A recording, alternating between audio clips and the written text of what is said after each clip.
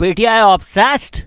Why you no make video? Why you not support PPP? Why you no make video? Why you not support PMLN biased? Sir किसी ने पूछा ही नहीं, तुसी पूछते ही नहीं हो मैनू कि why don't you support? Why don't? जो पूछते हो वो यही पूछते हो, करीना कपूर मीम आपको डैडी से क्या प्रॉब्लम है, तो उसी बात का जवाब दूंगा ना इस वीडियो में कि आप मुझको आपके डैडी से क्या प्रॉब्लम है. Why don't I support PTI. अच्छा जी, जो लोग मुझे सुनते हैं नहीं सुनते, मेरे बारे में जो राय रखते हैं, ज़िंदगी का 1 घंटा देते हैं. आप मुझे बायस समझते हैं, जो समझते हैं आप समझें, आपकी राय है, मैं एहतराम करता हूँ. अग्री तो नहीं करता, ज़ाहिरी बात है, कमेंट्स में भी डिसएग्री करता रहता हूँ भाई कि केड़ा बायस. Where I am coming from, why I think this way, at least उस चीज़ को समझने की कोशिश करें. मुझे अपनी ज़िंदगी का 1 घंटा दे दें. शाहरुख खान की तरह अगर मैं आपसे बोलूँ 70 मिनट है तुम्हारे पास, तो बिगिन करते हैं आज की video. Why I Shahzad Ghayas, in my personal opinion, I don't support PTI. मेरे डैड से क्या प्रॉब्लम है? पहला इसका पॉइंट है कि मेरा जो वर्ल्ड व्यू है वो बनिस्बत कंपैरेटिवली विद PTI's जेनेसिस, मैंने हाउ टू फिक्स पाकिस्तान भी बनाई है वीडियो, उसमें आपको मेरी राय वाज़ेह हो जाएगी, या इतने साल से जो मुझे सुन रहा है उसको समझ में आ जाएगा कि मुझे लगता है कि भाई पाकिस्तान की जो एक ब्यूरोक्रेसी थी, मिलिट्री इस्टेब्लिशमेंट थी, जुडिशल इस्टेब्लिशमेंट थी, फाइनेंशियल इस्टेब्लिशमेंट थी, इस पूरे गठजोड़ ने पाकिस्तान को हाईजैक कर लिया है. उन्होंने पाक स्टडीज़ के थ्रू एक सर्टन प्रोपेगेंडा प्रमोट किया है, एक certain idea of Pakistan promote किया है. वो जो एक इस्टेब्लिशमेंट एलीट स्टेटस को का पूरा सिस्टम है, मेरा वर्ल्ड व्यू उसके ख़िलाफ़ है. मुझे लगता है पाकिस्तान के जो सारे मसले मसाइल हैं वहाँ से स्टेम करते हैं. उस पावर को ब्रेक करे बग़ैर, उस सिस्टम को ब्रेक करे बग़ैर कुछ पाकिस्तान नहीं बदलना. तो मेरी राय और पाकिस्तान स्टडीज़ की जो राय है कि जी पाकिस्तान का मसला क्या है, करप्ट पॉलिटिशियंस, कि जी ज़मीन बड़ी सरखेज़ है साखी, ये जो 2 फैमिलीज़ आ गए ना गंजे, इन्होंने पाकिस्तान बर्बाद कर दिया है कि भाई ज़मीन मिली, बंजर सियासतदान मिले. ये मेरी राय नहीं है, मैं बहुत इस पर लोगों से गालियां भी खाता हूँ, पर अगर तो मैं सारा दिन वही वीडियोस बनाऊं कि ये करप्ट ने करप्ट करप्ट करप्ट, ये लोग करप्ट, ये फैमिलीज करप्ट, सियासतदान हमेशा करप्ट, बुरे बुरे बुरे, तो जो मुझे लगता है कि पाकिस्तान का बुनियादी मसला है establishments control over Pakistan, establishments narrative, वो स्ट्रेंथन होगा ना. पाक स्टडीज़ में जो आपको पढ़ाया जाता है वो स्ट्रेंथन होगा ना. मेरी नज़र तो ये नहीं है कि अयूब खान ने पाकिस्तान के लिए बहुत बेहतर किया. मेरी तो नज़र ये है कि अयूब खान ने 22 फैमिलीज़ के लिए बेहतर किया और बाकी पाकिस्तान को ग़ुलाम और एक्सट्रैक्टिव कॉलोनी की तरह चलाया. मेरी नज़र में तो ज़ियाउल हक ने इस्लाम का इस्तेमाल किया अपनी military dictatorship, brutal military dictatorship के लिए. मेरी तो नज़र में ये नहीं है कि मुशर्रफ और ज़ियाउल हक और अयूब खान पाकिस्तान के सेवियर हैं और ये जो 2 फैमिलीज़ हैं इन्होंने पाकिस्तान को खा लिया है. तो जो PTI का फंडामेंटल पिलर है जिसके ऊपर PTI खड़ी हुई है, उसका और मेरा वर्ल्ड व्यू ही ऑपोजिट है. तो मैं कैसे सपोर्ट कर सकता हूँ? PTI का रीज़न टू एग्जिस्ट ही ये है कि सर ये 2 पार्टी खा चुकी हैं, पाकिस्तान को खोखला कर चुकी हैं, थर्ड चॉइस चाहिए. यही वजह थी कि पहले मिलिट्री इस्टेब्लिशमेंट ने IGI बनाई जिसके नवाज शरीफ हेड थे. ज़ियाउल हक की जो सोच थी, ज़ियाउल हक का जो तर्ज़ सियासत था, जो तरीका था, उस सोच को आगे बढ़ाया पहले IGI ने. फिर नवाज शरीफ ज़रा in the military establishments eyes औकात से बाहर हो गए, तो उनको एक और थर्ड फोर्स चाहिए थी. और ये बनाने के जो आर्किटेक्ट थे, जो डिट्रीट एकार्ट थे PTI के, वो थे जनरल हमीद गुल. जनरल हमीद गुल की आप सारी सोच निकाल लें, जो प्राउडली कहते थे हमने अमेरिका के साथ डबल गेम खेला, मुल्ला उमर के पीछे नमाज़ पढ़ी, वही बातें हैं कि जी हिंदू हमारे ऊपर रूल करते हैं, हम डोमिनेट करेंगे, अफ़गानिस्तान स्ट्रेटेजिक डेप्थ करेंगे, सारी की सारी जो पॉलिसी, सारी की जो राय, जिसके मैं ख़िलाफ़, जिन्होंने डेमोक्रेटिक गवर्नमेंट्स गिराई और प्राउडली बोला कि हाँ जी हमने बेनज़ीर की गवर्नमेंट गिराई.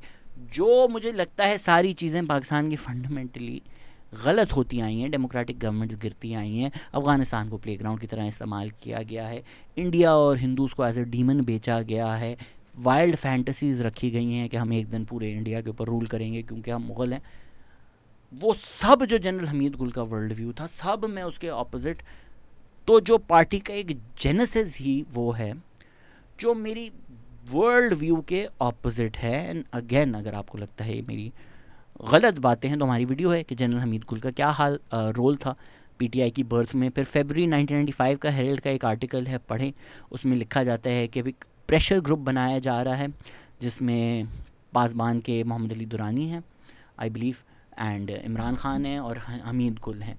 तो ये एक थर्ड फोर्स होगी, ये एक फर्स्ट मिडिल क्लास मूवमेंट होगी पाकिस्तान की। इसी प्रेशर ग्रुप ने, इमरान खान ने जनरल हमीद गुल के साथ ईदी सेंट है जो पाकिस्तान का, कि सबसे बेहतर पाकिस्तानी कौन पाकिस्तान में पैदा हुआ है, वो यूनैनिमसली पूरे पाकिस्तान को अब्दुल सत्तार ईदी बोलना चाहिए यार। जन्नती लोग हैं। भी उसमें बारिश भी हो रही थी अब्दुल्ला शाह गाजी के मज़ार के सामने जो ब्रिज है, सुबह सुबह ईदी के लोग आकर वो प्लास्टिक शीट्स जो सड़क पे लोग सो रहे थे उनको दे रहे थे। मतलब ईदी नहीं होता ये, कोई सोचता भी नहीं इन लोगों के बारे में कि यार अब्दुल्ला शाह गाजी के बाद ब्रिज के नीचे सोते हैं, ये तो बारिश होगी तो भीग जाएंगे। जन्नती आदमी, उसको जाके इमरान खान और जनरल हमीद गुल ब्लैकमेल कर रहे हैं कि आप हमसे मिलो, वरना, और मिलो क्यों, बेनज़ीर भुट्टो की डेमोक्रेटिक गवर्नमेंट गिराने के लिए। तो start he Imran, and please हमारी इस पे वीडियो है with all the factual evidence, जिसमें इमरान खान खुद मान रहे हैं कि वो गए थे, डिनाई मत करें इस बात को। ये उस पार्टी का जेनेसिस है कि एक डेमोक्रेटिक गवर्नमेंट हम गिराएंगे प्रेशर ग्रुप बनाकर, ईदी को ब्लैकमेल करके। आप कह रहे हैं मैं उस पार्टी को सपोर्ट करूं, या तो कोई इर्तिका आ चुका होता, जिस तरह IGI का भी यही वजूद है, ज़ियाउल हक की गोद से आए, हैंड पिक हुए, चेरी पिक हुए, मिलिट्री ने पूरा इलेक्शंस रिग किया। अगेन लोग कहते हैं आप you blame everything on PTI, जाके वीडियोस तो देखो यार, 500 वीडियोस हैं 1947 से 2011 से पहले का जो पाकिस्तान है, उस पर बहुत वीडियोज़ हैं हमारी, नहीं उस को टच करते और चैनल्स को व्यूज़ नहीं आते। 1990 के इलेक्शन पे जो जिस तरह रिग किए गए थे असगर खान केस में, जो शॉकिंग डिटेल्स आई हैं फैक्ट्स के साथ, किस तरह मिलिट्री इस्टेब्लिशमेंट और गुलाम इसाक खान इन्वॉल्व थे, सारी हमने आपको बताई हैं। बट पोस्ट चार्टर और डेमोक्रेसी नवाज शरीफ की सियासत में एक इर्तिका आ गया, इमरान खान की में तो नहीं आया ना। तो जो फर्स्ट कॉलिंग कार्ड है, why do we need PTI, third force, जो PTI ने आज तक बोला है इन द फैमिलीज के अगेंस्ट हम हैं, हम, वो फैक्चुअली गलत बात है, वो मैथमेटिकली गलत बात है। 30, 40, 50 साल, कौन से 30, 40, 50 साल प्लस कर देते हैं कि अच्छा सिंध में PPP रूल कर रही है, पंजाब में PMLN रूल कर रही है, तो ये 10 साल का रूल हो गया इन दोनों पार्टीज़ का। तो कौन सी मैड मैथ करते हैं PTI वाले। आप अगर पाकिस्तान की तारीख देखें, अयूब खान ने 11 साल रूल किया, फिर याह्या खान ने 2 साल किया, फिर जुल्फ़िकार अली भुट्टो आए, उनकी गवर्नमेंट आई, पहला इलेक्शन हुआ पाकिस्तान की तारीख में, पहला जनरल इलेक्शन पाकिस्तान की तारीख में, उसके बाद मुल्क टूट गया। उसके बाद पहला डेमोक्रेटिकली इलेक्टेड प्राइम मिनिस्टर आया पाकिस्तान में, उसको आपने लटका दिया। उसके बाद 10 साल का एक और मिलिट्री रूल लगा दिया। उसके बाद 90s के जो ये 2-2 साल उनकी म्यूज़िकल चेयर्स है, उसमें मिलिट्री के प्रेसिडेंट्स बैठे हुए होते थे, जिनके पास इतनी पावर होती थी कि वो एक ऑर्डर से पूरी की पूरी गवर्नमेंट असेंबलीज डिज़ोल्व करके डिसमिस कर सकते थे।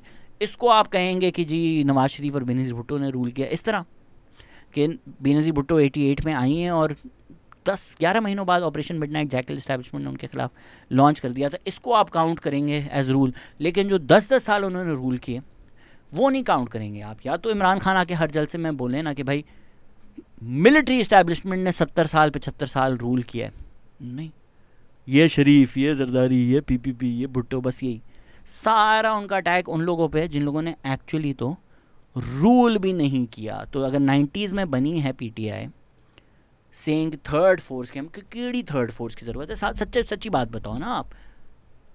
मिलिट्री डिक्टेटरशिप्स आई 11-11 साल की, 10 साल की, 2 साल, 11 साल, 10 साल मिलाकर आपकी पाकिस्तान की तारीख में पहले तो कोई इलेक्शन नहीं हुए, ठीक है, ब्यूरोक्रेसी वाज इन पावर, फिर वही ब्यूरोक्रेसी अयूब खान को लेकर आई, अयूब खान ने 11 साल रूल किया।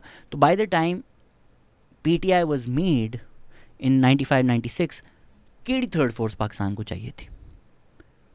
PPP की गवर्नमेंट आई है, उसको आपने हटाया इलेक्शन रिग करके, पूरी मिलिट्री इस्टेब्लिशमेंट ने अपनी पार्टी लाकर, उनकी पार्टी थी नवाज शरीफ IGI, उनको आप लेकर आए।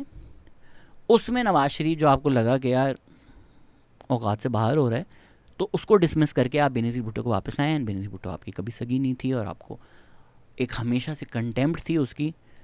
तो आपको कौन सी थर्ड फोर्स की ज़रूरत पड़ गई 96 में, जब पाकिस्तान की 50 साल की तारीख में apart from 6 years 7 years of Zulfikar Ali Bhutto, 2 years of Benazir Bhutto, सारी तो मिलिट्री इस्टेब्लिशमेंट रही है इन पावर।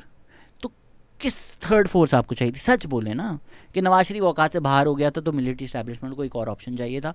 वो ऑप्शन बनकर आया इमरान खान। इसीलिए हमने पीटीआई बनाई, जो जनरल हमीद कुल की सोच के ऊपर बेस करके आइडियोलॉजिकल फॉर्मेशन जो हुई है पीटीआई की, वो उस पर हुई है। थर्ड फोर्स चाहिए। बेनज़ीर भुट्टो सेकंड टर्म में जब प्राइम मिनिस्टर थी ना, हम जब कहते हैं अनप्रेसिडेंटेड, उनके भाई को उनके घर के सामने गन डाउन कर दिया था। In a country where the brother of the prime minister is gun down by the police in front of her home, nothing is unprecedented. Military का प्रोजेक्ट इमरान खान इसलिए स्टॉल हुआ क्योंकि मुशर्रफ ने कू लगा दिया। फिर मुशर्रफ ने जब कू लगाया तो ऑब्वियसली खान साहब मुशर्रफ के साथ खड़े हुए। Again something I can not stand by. He also wanted to be Musharraf prime minister. फिर जी मुशर्रफ का टाइम था, वो एंड में आके इस्टेब्लिशमेंट ही मुशर्रफ के अगेंस्ट हो गई थी, तो इमरान खान भी मुशर्रफ के अगेंस्ट हो गए। जब मिलिट्री ने अंडर जनरल शुजा पाशा 2011 में जब रीलॉन्च किया इमरान खान को, अगेन क्या आर्ग्यूमेंट की जा रही है? थर्ड फोर्स, दो ख़ानदान पाकिस्तान को खा गए। आप नोटिस कर रहे हैं कि 10-10 साल मिलिट्री कूज होते हैं, थर्ड फोर्स नहीं होती। थर्ड फोर्स नहीं थी मुशर्रफ के टाइम, पीएमएल क्यों थी? अगर वो थर्ड फोर्स नहीं थी और क्या थी? आप अगर मोहम्मद वसीम की पॉलिटिकल कॉन्फ्लिक्ट इन पाकिस्तान पढ़ें तो उसमें कहते हैं कि शुजा पाशा जो हैं वो पीएमएल क्यू से बंदे तोड़ तोड़ के पीटीआई में लेके जा रहे थे। वही फेसेस, वही इलेक्टेबल्स, वही जो थर्ड फोर्स पहले कुछ और थी, वो थर्ड फोर्स अब कुछ और बनाकर उसको पीटीआई का नाम दे दिया 2011 में। Again do the math, right?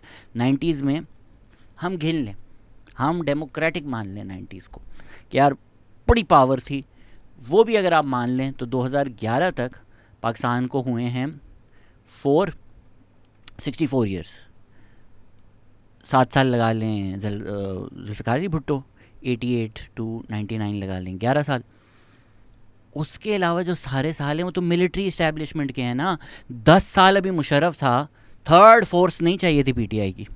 उन 10 साल कोई थर्ड फोर्स नहीं चाहिए थी। 3 साल हुए हैं, 2008 में पीपीपी आई है, 3 साल डेमोक्रेसी के हुए हैं, सडनली थर्ड फोर्स रीलॉन्च। दो खानदान पाकिस्तान को खा गए। अबे केड़े दो खानदान जो वाकई पाकिस्तान को खा गए, उनका नाम लो ना। ये तो धोती खोल रहा है। 2018 में अगर फाइनली जाके पीटीआई गवर्नमेंट में आई है तो तब तक 71 ईयर्स पाकिस्तान में। पीपीपी के 16 साल हैं, जो 30-40 साल उन दो खानदानों ने, अल्लाह, उसमें 3 अलग अलग प्राइम मिनिस्टर चले। जरदारी के टाइम प्रेसिडेंसी थी, 3 अलग अलग। यूसुफ गिलानी से ज़्यादा पावर थी जरदारी की, मेरे इन माई ओपिनियन। खैर 90s में बेनज़ीर के पास जो भी पावर थी वो भी आप गिन लें तो 16 साल बनते हैं। नवाज शरीफ की 10 साल, जिसमें से 2 साल तो वो आईजीआई मिलिट्री इस्टेब्लिशमेंट हाइब्रिड रजीम जिस तरह पीटीआई है वो ही आई है। तो पाकिस्तान की तारीख में 45 साल out of 71, 45 direct military rule रहा है, बाकी 26 साल इनडायरेक्ट मिलिट्री रूल रहा है। तो पाकिस्तान की बर्बादी की वजह शरीफ और भुट्टो कैसे हैं? तो जो बेसिक बयानिया है, जो बेसिक रीज़न टू एग्जिस्ट है, जो बेसिक जेनेसिस है, जो बेसिक बर्थ है, वो सब ना कि मेरे वर्ल्ड व्यू के ख़िलाफ़ है, वो सब अनडेमोक्रेटिक है, वो सब मिलिट्री इस्टेब्लिशमेंट से है। कैसे सपोर्ट करूं मैं? ये देखा कि जो हमारी सियासी तौर पे मुख्तलिफ पार्टियां आती रहीं पिछले चंद सालों से, 15-20 सालों से, उसके अंदर हमने मुख्तलिफ पार्टियों को ट्राई किया और हमने देखा कि शायद जिस रास्ते पे हमें गामजन होना चाहिए उस रास्ते पे हम गामजन नहीं हो सके। और हमने एक तीसरी फोर्स को अलाउ किया। वो तीसरी फोर्स हमें लगा कि शायद डिलीवर कर सकती है। मिलिट्री इस्टेब्लिशमेंट ने हमेशा एक पॉलिटिकल पार्टी फ्रंट बनाई है। थर्ड फोर्स की अगर हम बात करें, कराची में एमक्यूएम थी। सालों साल जमात इस्लामी जो है वो पॉलिटिकल विंग बनकर मिलिट्री के साथ मिलकर उनको पॉलिटिकल लेजिटिमेसी देकर सामने आती थी। मुशर्रफ ने पहले एमएमए बनाई, फिर पीएमएलक्यू बनाई। नया कुछ नहीं है। दिस नोशन जो बेसिक फैक्ट मैथमेटिकली गलत है, आज तक लोग पैरेट करते हैं। दो ख़ानदानों ने ना 30-40, मैथ करके बताओ मुझे।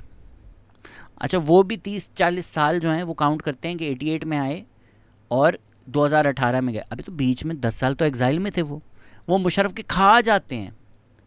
कोई आपको अब तक आउस्ट होने से पहले तक कोई इमरान खान की स्पीचेस में आपको ये नहीं बताएगा अयूब खान ने क्या किया, अब तो उनको 71 भी याद आ गया, सब याद आ गया। अब पहले क्यों नहीं याद आया, ये बातें पहले क्यों नहीं बताई को हमको? इतने साल तो आप उसी इंस्टीट्यूशन को डिफेंड करते आए, प्रमोट करते आए।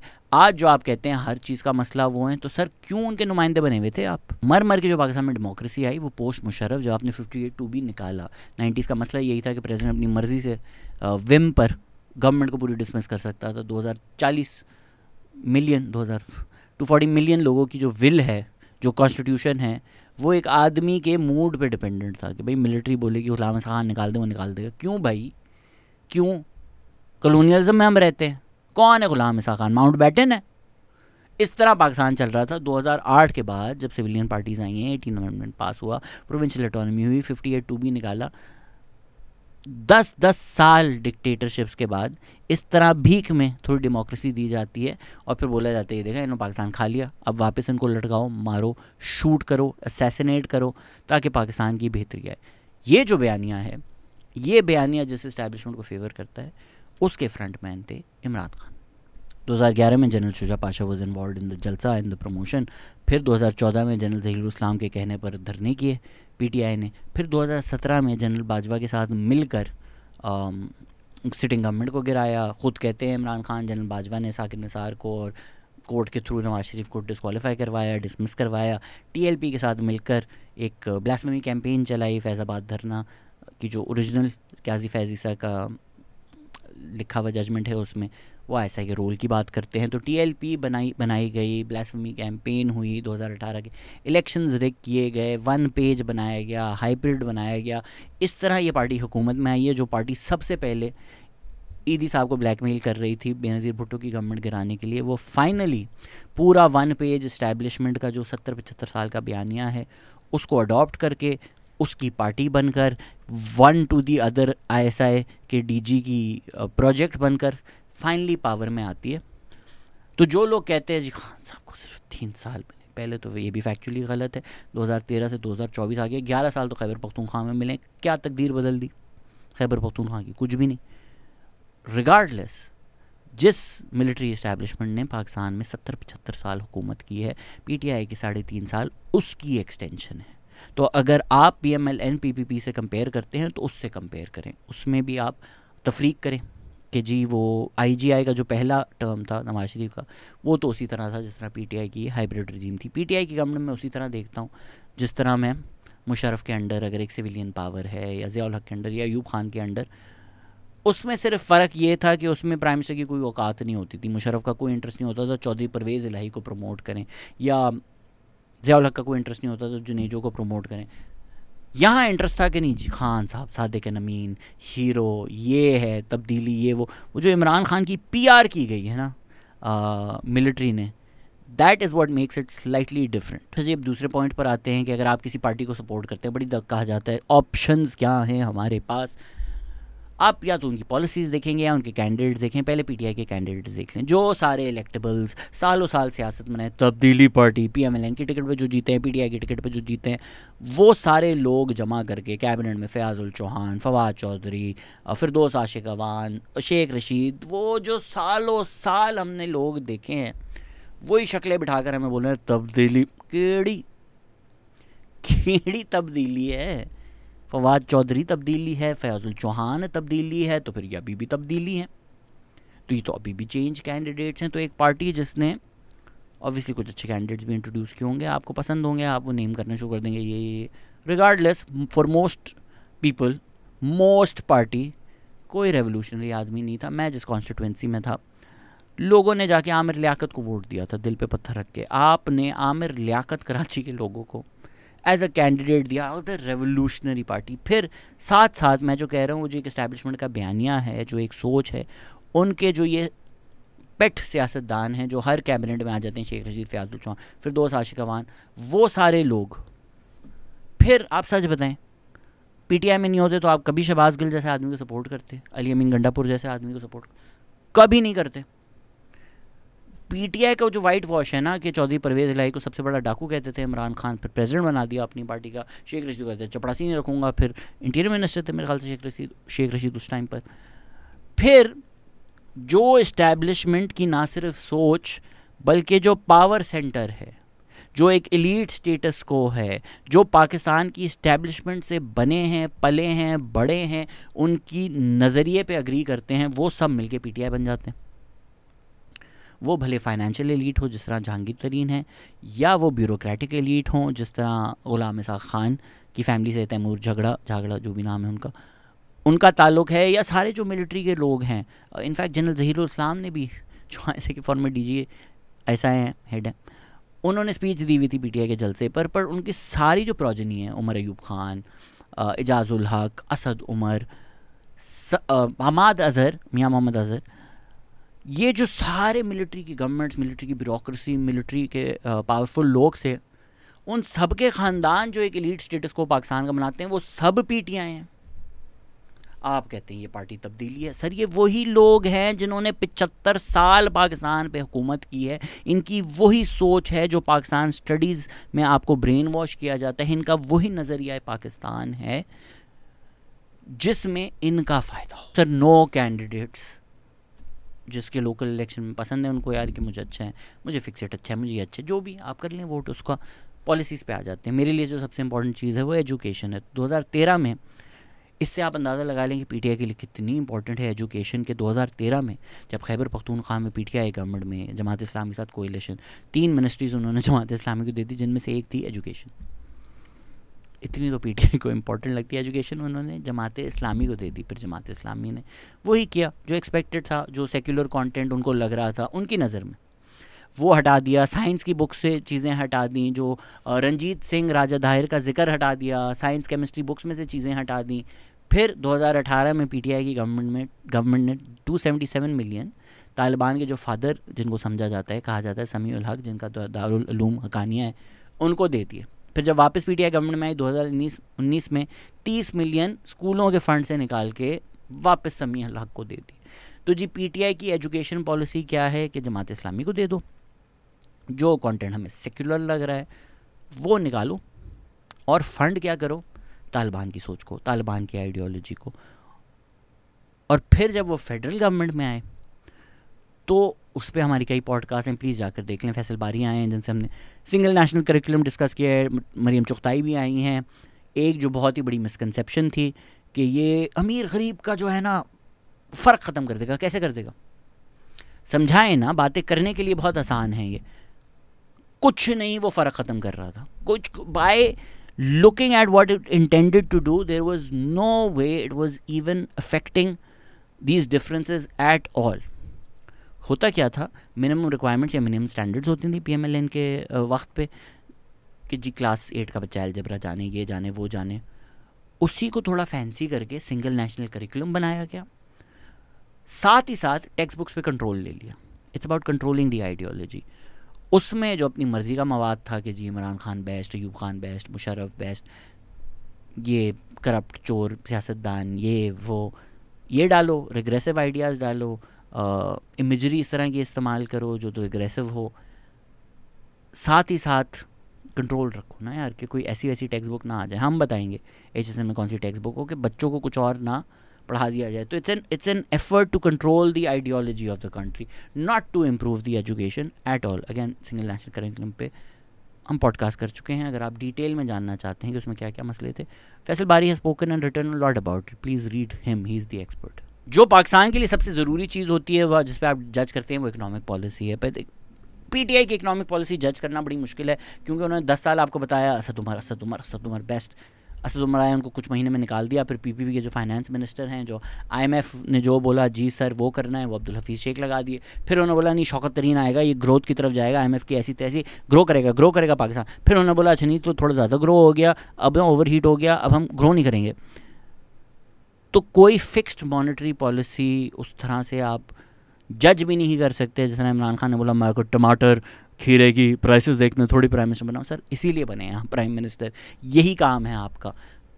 कोई आज तक इमरान खान ने इकोनॉमिक पॉलिसी, मॉनेटरी पॉलिसी उस तरह से डिफाइन नहीं की जो आप जज कर सकते हैं। जो आप जज कर सकते हैं वो डिसीजंस कर सकते हैं कि इमरान खान कहते हैं मैं खुदकुशी कर लूँगा, मैं आईएमएफ नहीं जाऊँगा, फिर आईएमएफ चले गए, तो वो जो डिले हुआ उससे जो नुकसान हुआ उसी तरह से आप जज कर सकते हैं कि अच्छा यार इनकी इकोनॉमिक पॉलिसी क्या है, क्योंकि ख़ुद तो बज़ाहिर कुछ नज़र नहीं आता कि इनकी कोई स्पेसिफिक इकोनॉमिक पॉलिसी है।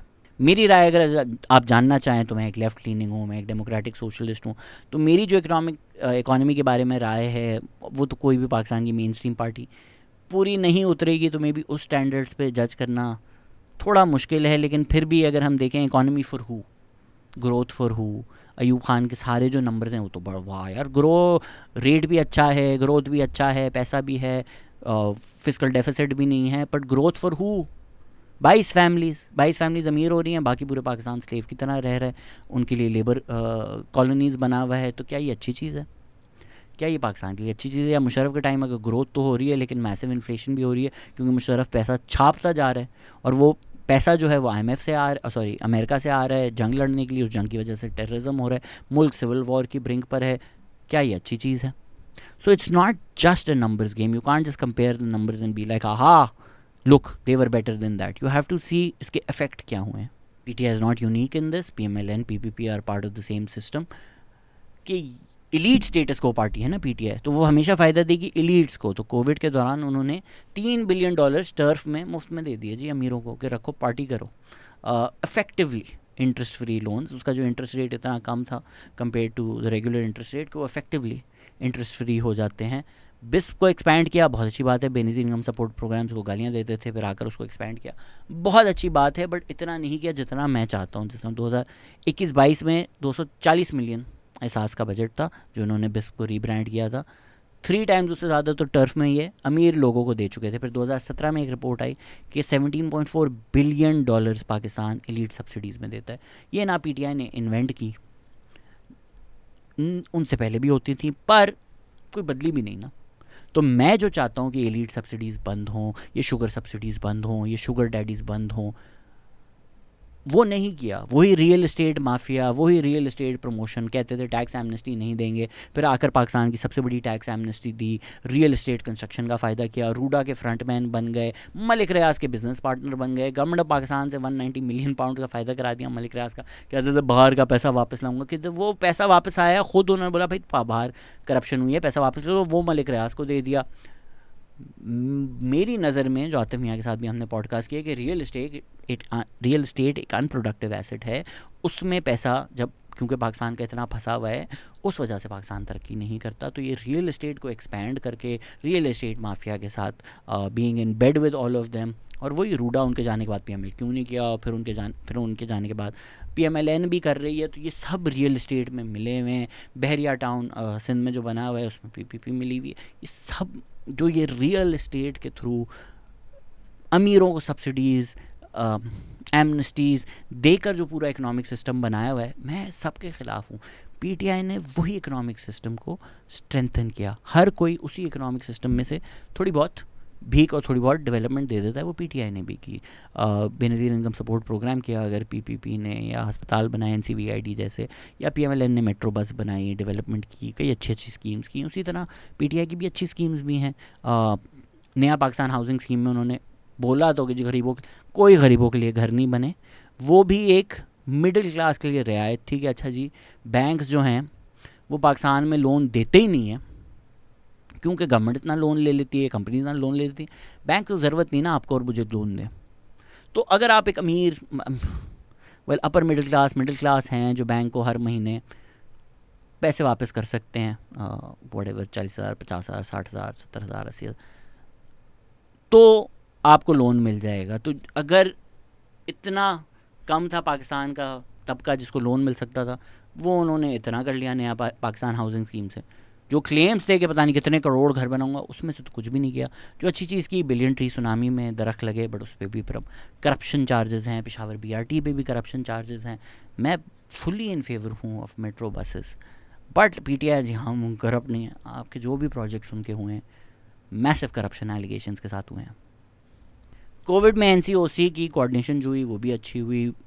उसमें भी इमरान खान का जो इनिशियली कोविड के बारे में राय थी, मैं बिल्कुल ही उससे इख्तलाफ करता हूँ। उन्होंने पता नहीं क्यों लिबरल्स को ही टारगेट कर दिया, फिर लॉकडाउन लगाया, बोला नहीं ये स्मार्ट लॉकडाउन है, फिर बोला कि पाकिस्तान कितना जन्नती मुल्क है, किसी मस्जिदें हमने सारी खुली रखी, किसी को मस्जिदों से कोविड नहीं हुआ। वो इस्लामिक टच किया उन्होंने। हेल्थ को अगर स्पेसिफिकली देख लें तो पर्सनल राय अगर मेरी आप जानना चाहें, लिमिटेड बजट ही होता है ना आपके पास हेल्थ का, कम पैसे होते हैं आपके पास।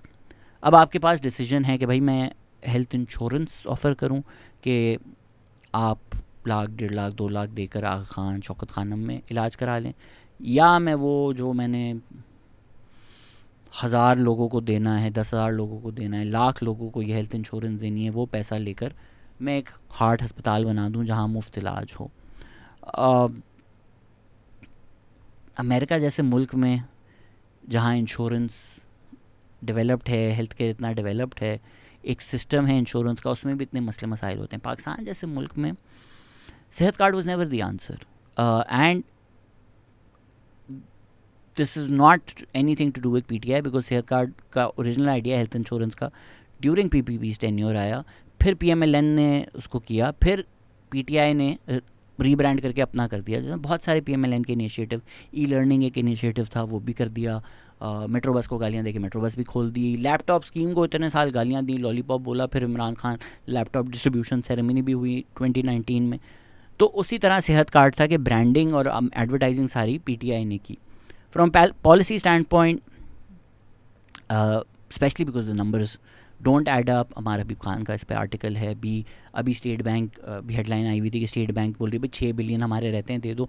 तो अगर नंबर्स नहीं ऐड अप हो रहे, मैथ नहीं ऐड अप हो रही, and from a personal this और that, I would prefer government hospitals या public private partnerships. Indus hospital is a great example, right. Karachi में आप जाएंगे, वर्ल्ड क्लास आपको मिलेगी पब्लिक प्राइवेट पार्टनरशिप पे। वो मॉडल्स मेरी नज़र में बेहतर काम करते हैं।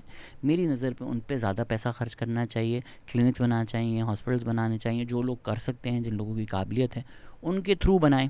अगर शौकत खानम की एक पूरी टीम थी तो उनको लेकर क्यों नहीं गवर्नमेंट हॉस्पिटल्स बन सकते थे। That is what my take on it is. That being said, अगर यार किसी गरीब आदमी का फ़ायदा हो रहा है, तो जब 18 बिलियन अमीर चुरा रहे हैं इस मुल्क से, यार एक गरीब का भी हार्ट का इलाज हो जाए तो big deal. But from public policy stand point, regardless of which party does it, and because PPP and PMLN introduced it, my criticism is still valid in that case. ये जो एक आइडिया था ना कि मीडिया प्रोपेगेंडा और इसके through हम rule करेंगे। डैम फंड में भी ये हुआ कि $40 मिलियन इकट्ठा किए, इतनी बकवास की डैम 63 मिलियन डॉलर्स के एड्स में लगा दिए, पैसा मुल्क का ज़ाया कर दिया। ट्रोल्स हायर किए हुए थे, 150 मिलियन रुपीज़ लग रहे थे ट्रोल्स को पैसे देने में। आपको मुझे जो ट्विटर पर गालियाँ पड़ी थी पीटीआई को तनकीद करने की, वो हमारे ही टैक्स पैसे से कर रहे थे। तो ये जो मीडिया कंट्रोल, मीडिया बाइंग, अभी हमने मोहम्मद वसीम की जो पॉलिटिकल कॉन्फ्लिक्ट पाकिस्तान की, उसके लास्ट चैप्टर में या सेकंड लास्ट चैप्टर में भी है कि पीटीआई ने किस तरह एडवर्टाइजिंग को यूज़ किया, एडवर्टाइजिंग बजट्स को यूज़ किया मीडिया को कंट्रोल करने के लिए। तो ऑब्वियसली इन सब चीज़ों के मैं ख़िलाफ़ हूँ। जो पीटीआई का एक सोल फोकस था कि भाई मीडिया जो है उस पर कंट्रोल रहे, प्रोपेगेंडा और मैसेजिंग पे कंट्रोल रहे, सारा फोकस वहाँ था। एक्चुअल जो डेवलपमेंट का काम है उसमें नहीं। इसमें जो चीज़ अच्छी हुई कि कोविड आ गया, इससे बेहतर एटलीस्ट पीटीआई के लिए कोई चीज़ नहीं थी, क्योंकि दुनिया भर में फैक्ट्रीज बंद हो गई थी, पाकिस्तान में खुली हुई थी, तो हमारी एक्सपोर्ट्स ऑलरेडी शूट अप कर गई। साथ ही साथ डिजिटल सर्विसेज दुनिया भर में आउटसोर्स होना शुरू हो गई, हमारा लेबर फ्री था, तो हमारी IT exports overnight shoot up हो गई। तो उसमें वो जो लेवरेज किया कोविड को आईटी एक्सपोर्ट्स बढ़ाने के लिए, गुड जॉब। जो गलती की वो ये की कि जो विंडिक्टिवनेस थी पीटीआई की कि भाई हम नैब को यूज़ करेंगे, ब्यूरोक्रेसी में जो लोग इनके साथ थे, पीएमएलएन के साथ उन या पीपीपी के साथ, इन सब के पीछे जाएंगे। उसकी वजह से इकॉनमी थोड़ी स्टॉल हो गई, ब्यूरोक्रेसी थोड़ी स्टॉल होगी। लोगों ने भाई हम तो फाइलों पे साइन ही नहीं कर रहे। एलएनजी वाले टर्मिनल पे आपने एंग्रो एनर्जी के सीईओ को उठा के जेल में डाल दिया। कौन कॉर्पोरेट लोग यहाँ पे आपके काम करेंगे ना, कौन प्रोफेशनल्स आप काम करेंगे कि आप एंग्रो एनर्जी के सीईओ को जेल में डाल के बोल रहे हैं शाहिद खान अब्बासी के ख़िलाफ़ हो जो। और क्या हुआ, एलएनजी टर्मिनल के ऊपर आपने केस किया, उसके बाद महंगी एलएनजी ली, पाकिस्तान का नुकसान ही हुआ इवेंचुअली। फॉरेन अफेयर्स में अगर हम देखें तो तालिबान की गवर्नमेंट आई, हमने जाके चाय पीना पसंद की। वॉशिंगटन में हेडलाइंस आई कि खान साहब कह रहे हैं एंथनी ब्लिंकन जो हैं वो इग्नोरेंट हैं, बाइडन इग्नोरेंट हैं, Taliban have broken the shackles of slavery. तो पाकिस्तान जो है 3 मुल्कों की रहमो नज़र चलता है, China, America, Saudi Arabia reportedly. अब ये people have reported this, believe it don't believe it. Fact ये है कि एमबीएस के प्लेन पर इमरान खान गए, एमबीएस ने प्लेन वापस बुला लिया। रिपोर्ट्स ये हैं कि प्लेन के अंदर खान साहब ने कुछ एमबीएस की बुराइयां कर दी थी। फैक्ट्स ये हैं कि ट्रेडिशनली पाकिस्तान पे जो प्राइम मिनिस्टर बनता है वो पहला दौरा सऊदीया का करता है, सलाम करके आता है। खान साहब नहीं गए। रिपोर्टेडली इसलिए नहीं गए कि उनको बोला गया था कि ये डेट्स आपके लिए अच्छी नहीं हैं, और वो जो सुपरस्टिशन, जादू टोने वाली सारी चीज़ें. Again I can't imagine if it's true all these things that have been reported, पीर बाबा ये वो, इस तरह अगर डिसीजन लिए जा रहे हैं, आप कैसे सपोर्ट कर सकते हो उस चीज़ को. बी जो मलेशिया और टर्की के साथ ब्लॉग बनाना चाहते थे, फिर कह रहे थे कि मैं मीडिएट करूँगा ईरान और सऊदीया के बीच में, तो सऊदी को उन्होंने उस तरह एंगर कर दिया. सीपेक के जो हमारे डॉक्यूमेंट्स थे जो हमने सीक्रेट रखने थे, वो आईएमएफ को जाने के लिए आईएमएफ को सारे दिखा दिए. चाइना को उस तरह एंगर कर दिया. सीपेक को की मूवमेंट स्लो हो गई थी. जब एक टेररिस्ट अटैक हुआ, बोला नहीं गैस सिलेंडर फट गया है. फिर चाइना ने बोला अच्छा हमारे इंजीनियर वापस आ रहे हैं, हम आके रिसर्च करेंगे, देखेंगे कि हुआ क्या है एक्चुअली. चाइना को आपने एंगर कर दिया, सऊदी को आपने एंगर कर दिया, अमेरिका को आपने जो उनकी एम्बेरसमेंट थी उस पर आपने जाके भंगड़े डाले, मतलब लिटरली उनकी कब्र पे जाकर आपने वही किया. तो तीन जो रहमो करम पे जिनके पाकिस्तान चलता है, उन तीनों को एलिनेट कर दिया. साथ ही साथ मेरी नज़र में इंडिया के साथ ट्रेड होनी चाहिए, वो एक पॉलिटिकल मसला है. वो इमरान खान नवाज शरीफ को मोदी का यार मोदी का यार मोदी का यार बोलते थे. तो जब इस्टेब्लिशमेंट की भी एक पॉलिसी हुई जियो इकनॉमिक्स की, उस टाइम जनरल बाजवा कहते थे, करतारपुर हुआ, जो भी इस्टेब्लिशमेंट ने किया ग्रेट. उसके बाद जब बात हुई ट्रेड की, तो आपको याद होगा एक बड़ी कंट्रोवर्सी हुई थी कि Imran Khan as commerce minister signed it, but Imran Khan as prime minister rejected. मतलब बेवकूफ़ी की हद देखो ना यार, कि उन्होंने साइन किया, अग्री किया कि अच्छा यार लिमिटेड ट्रेड शुरू करेंगे. उनको आगे लोगों ने बोला होगा एक ही कर देता, या मीडिया में रिपोर्ट होना शुरू हो गया होगा कि ये तो मोदी का यार है, ये तो इंडिया के साथ ट्रेड कर रहा है, ये तो ये वो. तो एज प्राइम मिनिस्टर उन्होंने अपना signature as commerce minister deny कर दिया कि मैं नहीं मान रहा एज प्राइम मिनिस्टर. तो यार अब इस पे हंसे बंदा तो क्या करे. As a policy I think we should trade with India. अच्छा जी, Kashmir again I don't know, उसमें इमरान खान को आप कितना ही ब्लेम कर सकते हैं, but we really were not able to mount an international challenge. क्या इमरान खान ने बोला जुम्मे की नमाज के बाद हम आकर प्रोटेस्ट करेंगे, जुम्मे की नमाज के बाद आप सब 5 मिनट आकर रोड पे खड़े हो जाएं. ये 4-5 हफ्ते ये किया पाकिस्तान ने कश्मीर के लिए. कुछ एक प्रॉपर हम इंटरनेशनल चैलेंज नहीं माउंट कर सके, एंड प्रीटी मच अब ये इशू डाई डाउन हो चुका है.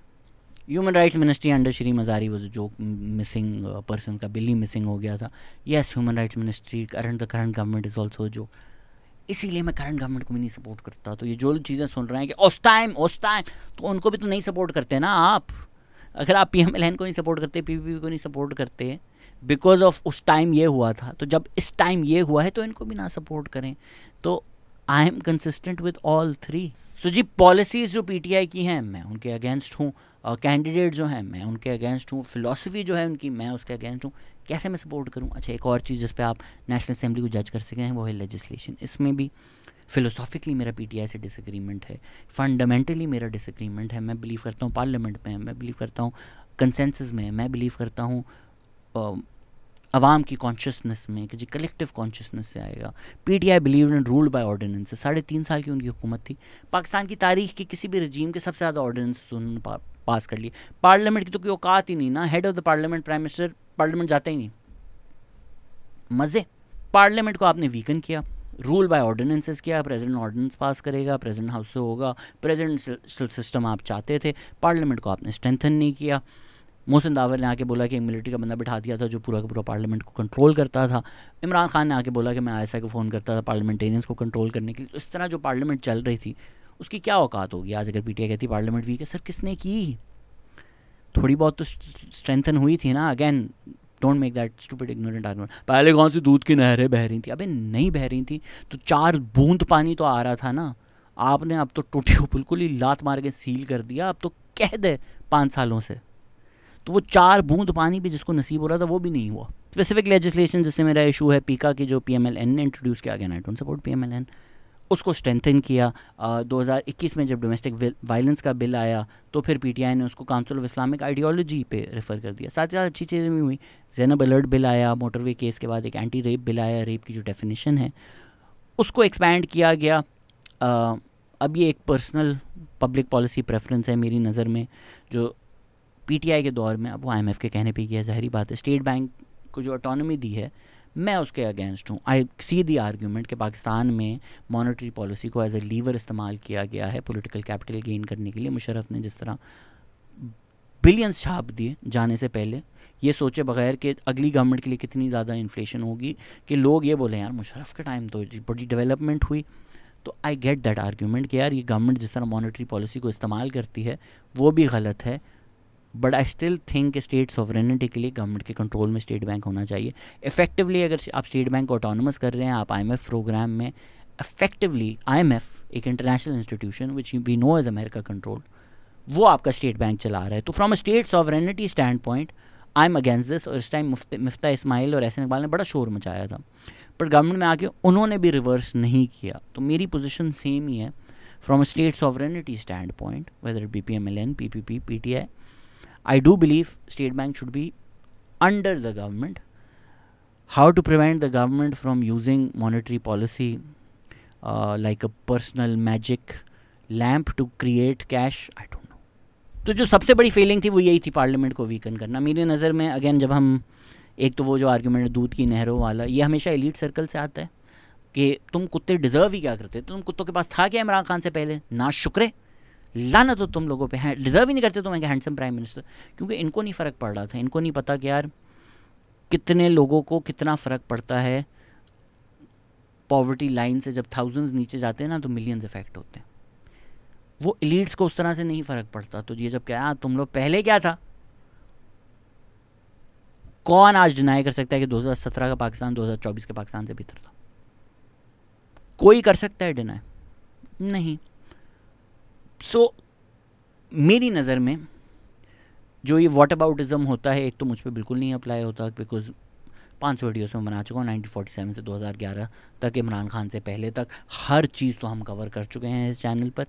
बट मेरी नज़र में 3 रीसेट्स हैं, ऑब्वियसली वो मिलिट्री रूल्स के बाद आते हैं। और ये भी बहुत एक इंटरेस्टिंग फैक्ट है कि जब जब ये 10-10, 12-12 साल के मिलिट्री रूल आए कि अयूब खान ने 11 साल किया, फिर याह्या खान ने 2 साल किया, फिर मुल्क टूट गया, आपने PPP को हैंड ओवर कर दिया, फिर 10 साल ज़ियाउल हक आए, इस्लामाइजेशन हुई, प्लेन क्रैश में मर गए, आपने PPP को हैंड ओवर कर दिया, फिर मुशर्रफ आए, सिविल वॉर करवा दी, TTP पूरे मुल्क में बॉम्ब फाड़ है, इन्फ्लेशन है, आपने ग्लोबल ऑयल क्राइसिस है, आपने PPP को दे दिया। तो 3 रीसेट मोमेंट्स है, इसीलिए मैं लोगों को ज़्यादा ब्लेम करता हूँ कि अच्छा ये जुल्फ़िकार भुट्टो के पास एक चांस था जेनुअनली एक नया पाकिस्तान बना सकें, नहीं बना सके। उसके बाद ज़ियाउल हक ने तो लटका ही दिया। तो ज़ियाउल हक को मैं बहुत इल्ज़ाम ठहराता हूँ उस हरकत के लिए।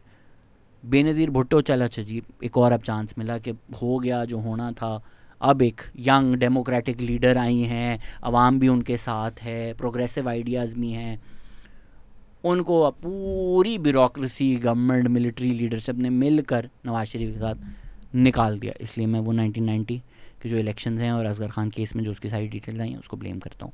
फिर इस सब बुरे एक्सपीरियंस के बाद, इस सब बर्बादी के बाद,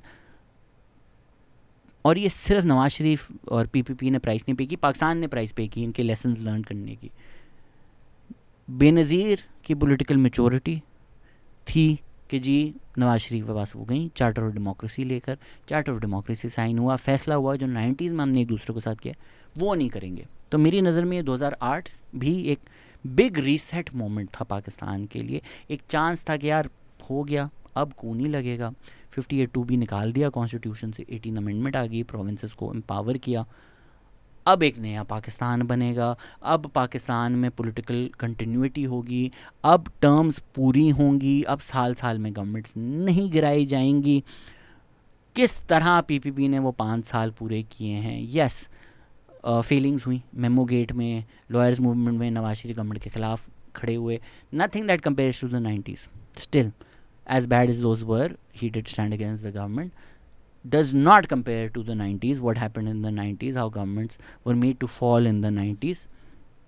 अच्छा जी, 2013 में बनिस्बत पाकिस्तान में जितने इलेक्शन हुए हैं उनमें से बेस्ट इलेक्शन में से ये होगा, स्पेशली रीसेंट टाइम्स के। तो 2024 और 2018 में जो हुआ है 2013 को से बहुत बेहतर था, वो हुए।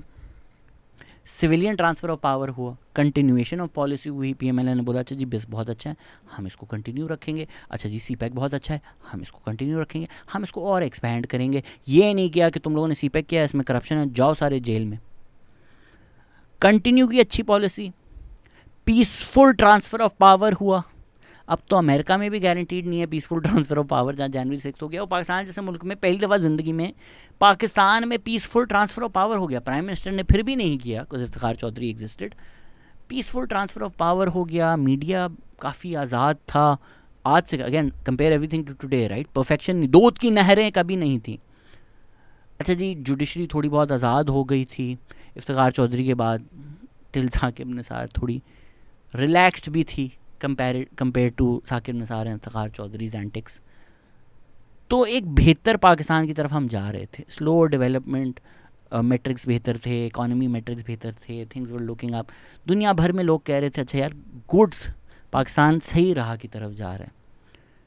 फिर जी हाइब्रिड हुआ, फिर जी वन पेज हुआ, फिर टीएलपी की एक पूरी ब्लास्फेमी कैंपेन हुई पीटीआई के साथ। अगेन, क्या पहली दफ़ा मज़हब इस्तेमाल हुआ है पॉलिटिक्स में पाकिस्तान? नहीं, तारीख में बहुत हुआ है। बट 2017 की जो कैंपेन थी या बर्थ ऑफ टीएलपी थी, उससे पहले कहाँ आपको ये मिसाल मिलेगी इस तरह use of blasphemy in politics and street agitation में ब्लास्फेमी का इस्तेमाल इस तरह का मुझे नहीं नज़र आता रीसेंट टाइम्स में। और 2017 के बाद हर महीने हर साल आपको नज़र आता है। उसके बाद तो खुला खाता है ना, कार्ड ब्लांच है। जो चार्टर डेमोक्रेसी के रूल्स ऑफ द गेम थे वो यूं फाड़ के फेंके इमरान खान ने, बोला ऐसी की तैसी ऐसे खेलो। तो फिर पीएमएलएन ने बोला कि ऐसे खेलना है तो फिर ऐसे खेल लेते हैं। पीएमएलएन अगर बदला ले रही है, अगर इस वक्त विंडिक्टिव हो रही है, बुरा भला कह रही है, जिस तरह अली अमीन गंडापुर अगर गालियाँ देते हैं तो लोग बोलते हैं आप उनकी गालियाँ बुरी लग रही हैं, उन्होंने क्या किया पीटीआई की औरतों के साथ, बिल्कुल ठीक किया, ऐसी की तैसी है, हम जब आएंगे हम भी लटकाएंगे। Now do you see what is happening? If you feel this way, don't you think PMLN people also feel this way कि उनकी माँ और बहनों के साथ आपने जो किया, नवाज शरीफ की बीवी जो मर रही थी आपने नेशनल जोक बना दिया, उसकी बेटी को उसके सामने से अरेस्ट कर लिया, उसके बेडरूम में घुस गए। तो अब आपको ये नहीं समझ में आ रहा कि वो भी अब सोचते होंगे कि बेटा अब भुगतो। तो ये जो गुल्लू बट सियासत का कमबैक किया, नवाज शरीफ ने सोचा होगा हम शरीफ क्या हुए, सारी दुनिया बदमाश हो गई। तो वो जो एक ग्रेट रीसेट था 2008 का, वो जो एक उम्मीद थी चार्टर ऑफ डेमोक्रेसी की, अगेन आप 2017 में पाकिस्तान के दुनिया भर के जो आर्टिकल लिखे जा रहे थे इकोनॉमिक प्रॉस्पेक्ट्स के बारे में, फ्यूचर के बारे में, आप शॉक हो जाएंगे कि ये हमारे मुल्क की बात हो रही है ना। और अब तो हमें अगले महीने के प्रॉस्पेक्ट नहीं पता। तो ये जो एक डेग्रेडेशन हुई हर लिहाज में, अगर टीएलपी बनाई गई कि पीएमएलएन का वोट पंजाब में टूटे और पीटीआई पावर में आए, तो टीएलपी के बाद से जो rise in blasphemy violence Pakistan में हुआ है, rise in religious violence Pakistan में हुआ है, किसको एट्रीब्यूट करें हम? हर चीज़ आप उठा के देख लें 2017 के बाद वो कहाँ गई है। इसकी एक छोटी मिसाल आप देख लें कि यार ये जो अनटेस्टेड वाले हैं ना, स्पोर्ट्स डिपार्टमेंट पाकिस्तान में चलते थे। खान साहब ने बोला ऑस्ट्रेलिया में अच्छी टीम, अब वो ऑस्ट्रेलिया जाकर देख कर आए, ना उनको पाकिस्तान का कुछ पता, ना उनको पाकिस्तान की कोई समझ। अरशद नदीम अगर आप सेलिब्रेट करते हैं कि आज यार वो गोल्ड मेडल जीत कर आए, तो वो डिपार्टमेंट्स की वजह से, डिपार्टमेंट ने उस आदमी को ज़िंदा रखा।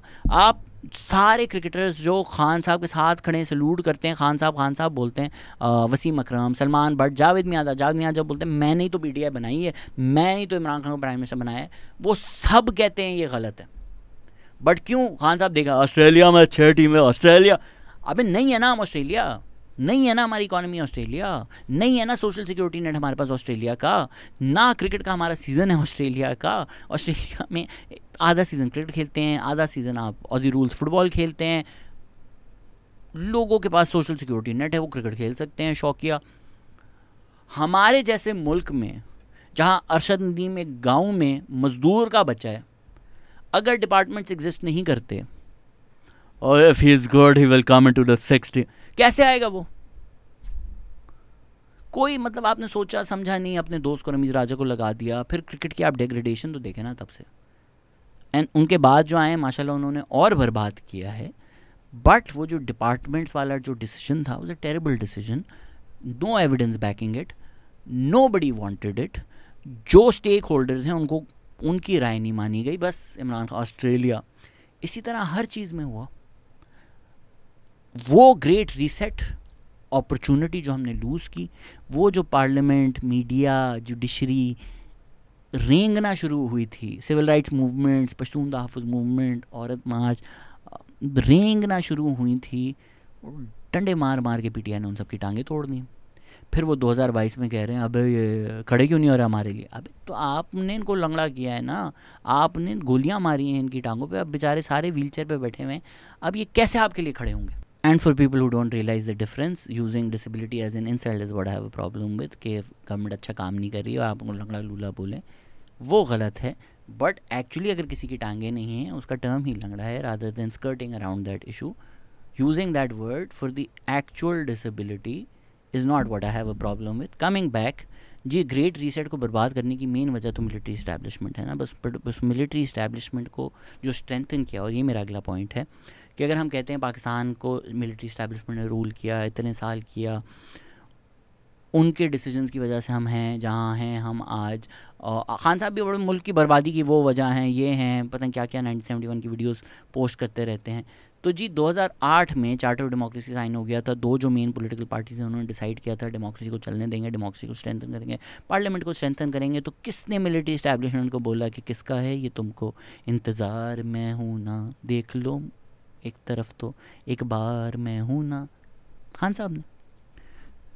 तो मिलिट्री इस्टेब्लिशमेंट की जो स्ट्रेंथनिंग थी, अगेन बाइनरी में मत सोचें, मैंने पहले भी ये बोला था, मॉर्टल कॉम्बैट की मेरी स्ट्रीट फाइटर की एग्जांपल थी, तो किसी ने बोला था उसमें बार्स नहीं आते, बट बार्स की तरह सोचें। ओ नहीं, मैंने बार्स दोनों में आते हैं।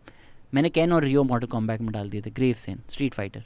कैन और रियो की फ़ाइट है ना, तो सिविलियन सुप्रेमेसी और मिलिट्री इस्टेब्लिशमेंट कि अगर आप ये कैन और रियो की फ़ाइट देखें ना, तो कभी एक चीज़ वीकन होती है, एक चीज़ स्ट्रेंथन होती है, इस तरह कॉम्पिटिशन चल रहा होता है।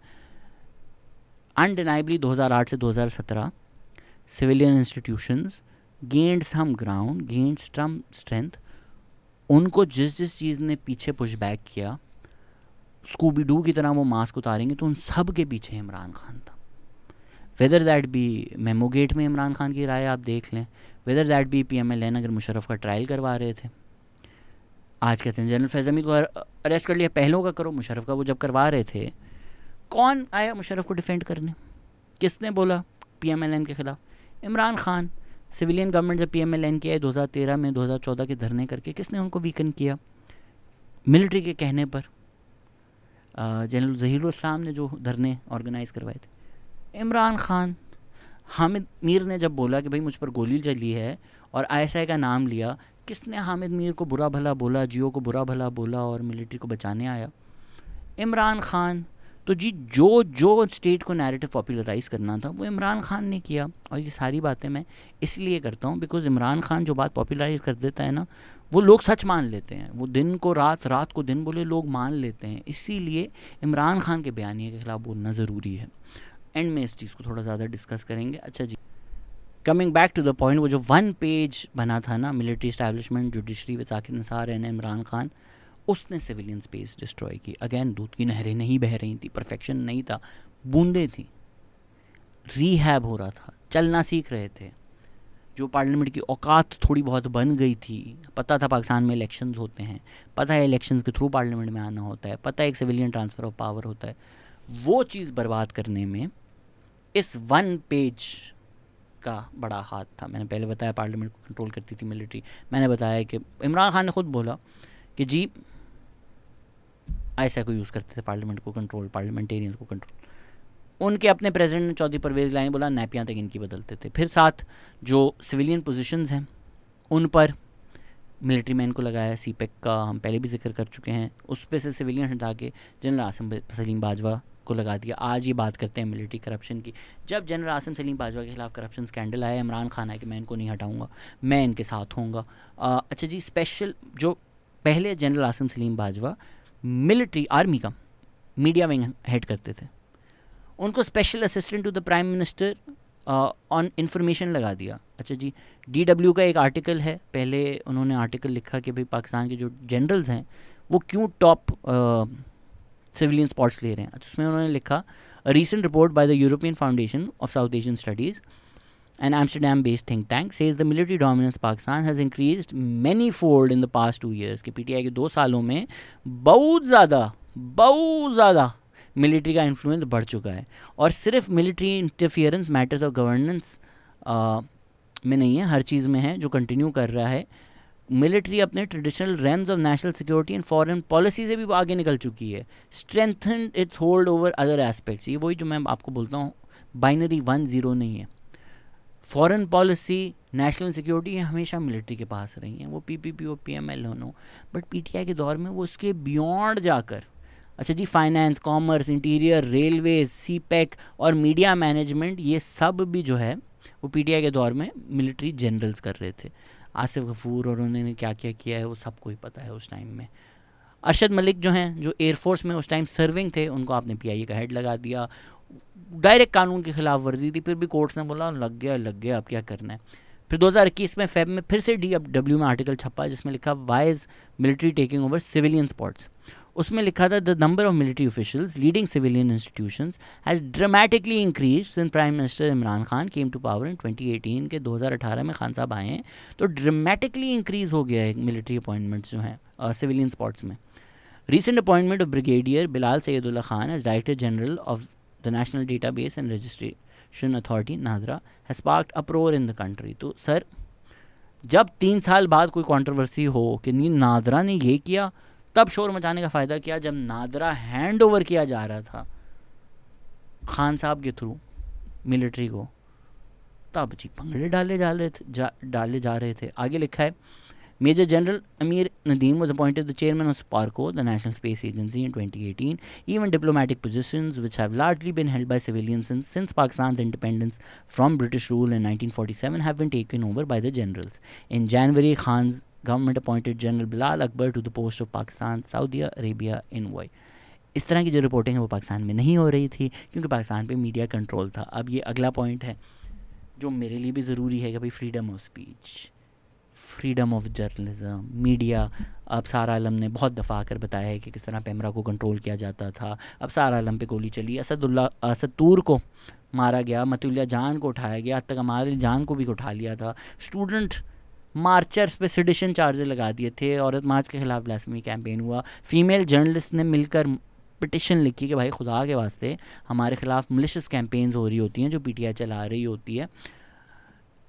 IFJ international federation of journalist, उन्होंने एक पूरी लिस्ट छापी of journalist who are persecuted under PTI's regime. Reporters without borders ने प्रेस फ्रीडम प्रेडिटर का लक़ब दिया इमरान खान में, जो बैनुल अक़वामी मशहूर हो गया। अब आप लोग कहेंगे आज भी तो यही हो रहा है भाई। हाँ, इसीलिए तो हम आज की गवर्नमेंट को भी नहीं सपोर्ट करते ना दोस्त। तो सर आज पीटीआई के राइट्स इन्फ्रिंज हो रहे हैं तो वो भी गलत है, लेकिन ये जो सारा मीडिया बर्बाद किया, जियो डॉन के ख़िलाफ़ कैंपेन्स चलाई, डॉन लीक्स में कौन सारे फहरिस्त थे? खान साहब, जी मीर शकील रहमान को उठाकर आपने जेल में डाल दिया, मीडिया को वीकन किया, मीडिया का कंट्रोल हैंड ओवर किया मिलिट्री को, इमरान खान ने किया। तो जो आज पीटीआई के ख़िलाफ़ हो रहा है वो पीटीआई पॉलिटिकल अपोनेंट्स के ख़िलाफ़ अपने टाइम में कर रही थी, लोगों को जेलों में डाल रही थी, उनकी फैमिलीज़ को जेलों में डाल रही थी। हद तक पीटीएम के लोगों को तो गोलियाँ भी पड़ रही थी, वो मर भी रहे थे। उन पे जब गोलियां चली तो पीटीआई ने जाकर नेशनल असेंबली में स्टेट का बड़ा अच्छा दिफा किया, पीटीएम के लोगों को गद्दार भी बोला, टेररिस्ट भी बोला। काजी फैज़ ईसा ने आईएसआई के रोल के बारे में जब लिखा फैज़ाबाद वाली रिपोर्ट में, तो जी रेफरेंस भी फाइल कर दिया। तो जुडिशरी को वीकन करना हो, मीडिया को वीकन करना हो, सबको वीकन किया, सबका बयानिया बनाया पीटीआई ने। मतलब जिस तरह उन्होंने जनरल बाजवा आसिफ गफूर को वादा किया हुआ था ना कि मुशर्रफ का, ज़िया का, अयूब का, सबका बदला लेगा रे तेरा खान। तो जी मैं कैसे सपोर्ट करूं ऐसी पार्टी को जिसने सारे सिविलियन इदारे मिलिट्री को हैंड ओवर कर दिए, जिसने सारे सिविलियन इंस्टीट्यूशंस को वीकन कर दिया, और वो आदमी है इमरान खान। अब पीटीआई के लोग जितना प्रिटेंड कर लें, हम भी पॉलिटिकल पार्टी है ना, हम भी, आप भी तो, हम भी तो है ना बॉस, हम सारे सच जो है वो सच है। पीटीआई का मतलब है पाकिस्तान तहरीक इमरान, वो डेमोक्रेटिक पार्टी नहीं है। पीटीआई के जो इनिशियल लीडरशिप थी, फाउंडर्स थे, उनको भी इमरान खान ने खुद लैन लगा दिया और फिर पार्टी का कंट्रोल ले लिया। आज भी पूरी पार्टी एक तरफ, वो इमरान खान एक तरफ, वो कहाँ होंगे supporters? So let's admit it ना, all PTI is Imran Khan. वो 10 साल 20 साल बाद कुछ और इमर्ज हो जाए।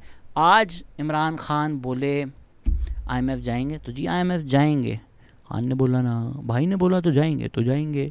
आज उन्होंने बोला नहीं जाएंगे, भाई ने बोला नहीं जाएंगे तो नहीं जाएंगे, आप उसको डिफेंड भी करोगे, आप उसको सही भी बोलोगे, पूरी पार्टी खड़ी हो कि सर खुदा के वास्ते ये कर ले, इमरान खान बोले ये नहीं, पूरी पार्टी सपोर्ट कहाँ होगा।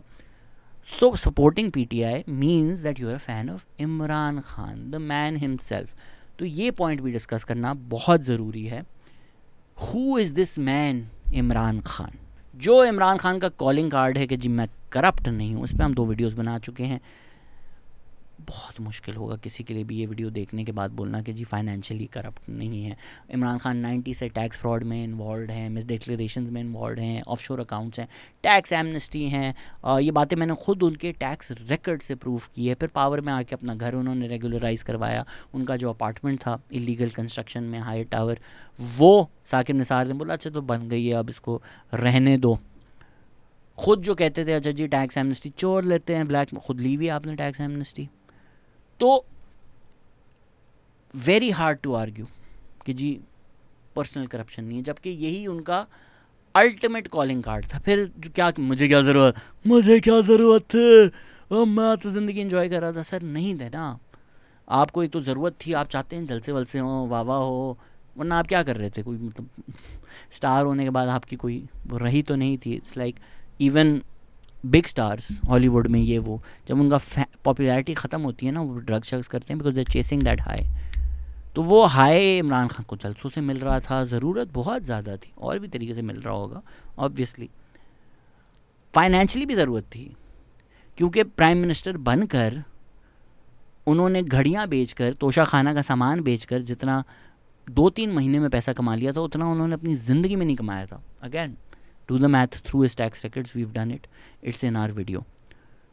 अब वो कहते हैं मेरी घड़ी मेरी मर्जी, मैंने बेच दी। भाई पैसे तो कमाए ना, ये तो ना बोलो मुझे क्या ज़रूरत थी, आपको ज़रूरत थी, आपने घर चलाया, प्रॉफिट किया, पैसे कमाए तोशाखाना की चीज़ें बेचकर।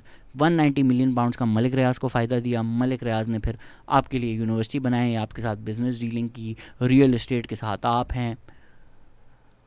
हर करप्ट इंसान आपके साथ शुगर सब्सिडी में, जहांगीर तरीन का नाम आए, वो शुगर डैडी सालों साल पीटीआई का, अलीम खान अब आप बोलें जी करप्ट जी, वो right hand man Imran Khan का, परवेज़ खटक अब पीटीआई में नहीं, आपको करप्ट लगे, वो उनका चीफ मिनिस्टर उस्मान बज़दार पे इतने पंजाब में करप्शन एलिगेशन आप उस तरफ देख लेंगे, क्योंकि खान साहब ने उसको सिलेक्ट किया हुआ है। किसी पीटीआई वाले को भी उस्मान बज़दार जेन्युइनली नहीं पसंद, दिल से आपको भी लगेगा कि हाँ करप्ट तो होगा यार, उन्होंने बहुत करप्शन, वो इमरान खान नहीं तो बट ठीक है। अच्छा जी, वो उनको भी डिफेंड करें, वो फरागोगी की करप्शन को भी डिफेंड करें, वो मलिक रियाज की करप्शन को भी डिफेंड करें, वो रूडा की भी फ्रंटमैन बनकर आ जाएं। आप बोले नहीं यार दिल का अच्छा है, बेचारा फंस गया है रज़िया गुंडों में। भाई यार एक आदमी के सारे दोस्त करप्ट, एक आदमी की पार्टी में सारे लोग करप्ट, एक आदमी की party corrupt, foreign funding case देख लें आप, एक पार्टी जिस प्रोजेक्ट में इन्वॉल्व हो उसके अंदर करप्शन हो, एक पार्टी पाकिस्तान के नामवर रियल एस्टेट माफिया के साथ हो, उसका फ़ायदा दे, और आप बोले नहीं मेरा दिल नहीं मानता है करप्ट है।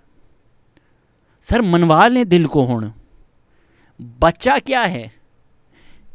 History of tax evasion, tax fraud, history of mis declarations, tax amnesties, offshore accounts, involvement in projects which are corrupt, involvement and business dealings and friendships and party colleagues, all who are involved in corruption and scam, using your government to personally benefit and provide profit to corrupt mafias, और साथ ही साथ international corruption में भी involve हैं। अबराज से आपके पैसे आ रहे हैं, वहाँ जाके आप पेशावर परवर्ड्स या फैसलाबाद फदर मकर्स की टीम के नाम के क्रिकेट मैचेस खेल रहे हैं पैसे लाने के लिए अपनी जेब में, पीटीआई की जेब में।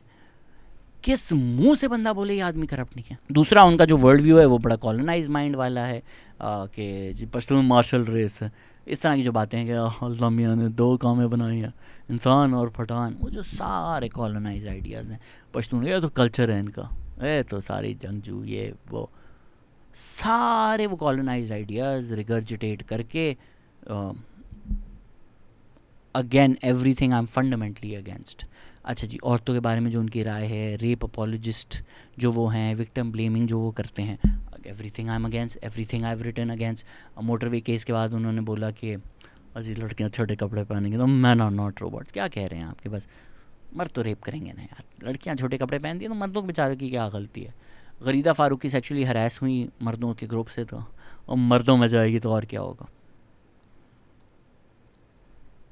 आप अच्छा चलें आगे से कह दें जी पॉलिटिकल हुआ था, बट हुआ तो था ना। आयशा गुलाले ने भी मेजर सेक्सुअल हरासमेंट एलिगेशंस भी लगाई थी इमरान खान से, वो बात भी दब गई, ख़त्म हो गई। इनफैक्ट आयशा गुलाले ही उसमें जलील हुई। तो जी साथ ही साथ जलसे में मिसोजिनिस्टिक जोक्स, मिसोजिनिस्टिक बातें, मरियम रातों को मेरा नाम ना लो, साथ आपका chief of staff Shahbaz Gill, दुनिया की सारी घटिया तरीन बातें करने वाला, आपका जलसे का स्टार शेख रशीद, दुनिया का सारा घटिया तरीन बातें करने वाला। आप कहें नहीं यार ये आदमी अच्छा, कैसे जिन करें जो मैंने सारी बातें बोली वो नहीं होती, मैजिक वॉन्ड ये सब कुछ नहीं होता, सब बातें अच्छी होती, ये सब बातें कभी एग्जिस्ट नहीं करती। आदमी फरिश्ता होता, इनमें से कुछ भी नहीं होता। मैं फिर भी कभी इमरान खान को सपोर्ट नहीं करता। क्यों? बोझ है ना बॉस, बोझ है ना आपको दो। अबे मैं क्या, एक 70 साल का आदमी जो जेल में, उससे मुझे क्या बोझ होना है?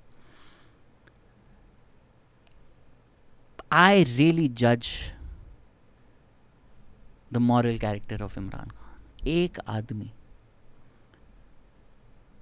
I don't judge the fact that you had a daughter out of wedlock. हो गया जो भी हुआ। आप उसको नाम ना दें यार। उस आदमी की जो माँ थी वो मर गई, टिरियन वाइट की, सीता वाइट। जमाइमा जन्नती औरत ने उसको अडॉप्ट किया। आपकी एक्स वाइफ उसको अपनी बेटी बोलती है, आपके बच्चे उसको अपनी बहन बोलते हैं। आप उस अपनी बेटी को एक्नॉलेज नहीं कर सकते। एक आदमी जो कौम का बाप बनना चाहता है वो अपनी बेटी का बाप नहीं बन सका। इतनी बड़ी मॉरल फेलिंग अगर किसी की हो यार, मैं उससे दोस्ती छोड़ दूं। आप कहते हैं ये लीडर बन सकता है। आप जेन्युइनली मुझे बताएं, आपके दोस्त के कोई दोस्त होता, ये उसकी कहानी होती, आप नहीं बोलते क्या घटिया आदमी है यार, एक बच्ची। I would never stand for that. And आप लोग मर रहे हैं, आप लोग कह रहे हैं हमारे बच्चे कुर्बान कर दो। लोग कहते हैं मैं अपने बच्चे का कत्ल कर दूंगा। इमरान खान अगर बोले, एक आदमी बोला मैं उसको 10 बस से फेंक दूंगा, अभी इमरान खान ने बोला। लोग बोलते हैं जाके मर जाओ, रात के ज़मान पाक पहुंचो। सर 2 साल से ये आदमी जेल में है। कितनी प्रोटेस्ट इसके बच्चों ने की हैं, कितनी ट्वीट्स की हैं। मुझे ट्वीट्स दिखाएं इनके ख़ानदान की कि कितनी की हैं। अब्बा फॉर चांसलर इन्होंने ज़्यादा की कि कूल लगे, ऑक्सफोर्ड की यूनिवर्सिटी का चांसलर हमारा बाप बन रहा है। रोज़ मेरा बाप जेल में होता, मैं रोज़ एक स्टोरी तो डाल देता है इंस्टाग्राम पे, रिलीज़ प्लीज़। लंदन में है कुछ, वहाँ पे तो डंडे भी नहीं पड़ने। You really don't lose anything. London में प्रोटेस्ट कर लो यार, अपनी फैमिली प्रोटेस्ट नहीं करती। I don't know the reasons. I'm sure they're not happy about the fact that the girl that they call their sister, जिसको अपनी बहन बोलते हैं, उसको उनके बाप ने जिस तरह ट्रीट किया, they're decent human beings. They can't be happy about that fact. Other than that, I don't know why they have not done anything. They're living their best life. आप कहते हैं भुट्टो जिंदा है, क्यों जिंदा है? क्योंकि नुसरत भुट्टो ने जिंदा रखा, क्योंकि बेनज़ीर भुट्टो ने जिंदा रखा। जुल्फ़िकार अली भुट्टो मर चुके थे। नाम और पार्टी नुसरत भुट्टो और बेनज़ीर भुट्टो ने ज़िंदा रखी। नवाज़ शरीफ लोगों को लग रहा था ख़त्म है, चैप्टर क्लोज्ड है। मरियम नवाज़ ने क्लोज़ नहीं होने दिया, ज़िंदा रखा, लड़ती रही जब तक वो जेल से बाहर नहीं आए। कौन लड़ रहा है इमरान खान के लिए? जो सारे लोग कहते थे nepotism nepotism nepotism, dynastic politics, you, आज वो कहते हैं एक सच्ची इंसान जो है पीटीआई में वो है तो अलीमा खान। समझ में आया ना कि डायनेस्टिक पॉलिटिक्स और नेपोटिज्म जो है वो पार्टीज़ की गलती नहीं है, वो इस्टेब्लिशमेंट की गलती है।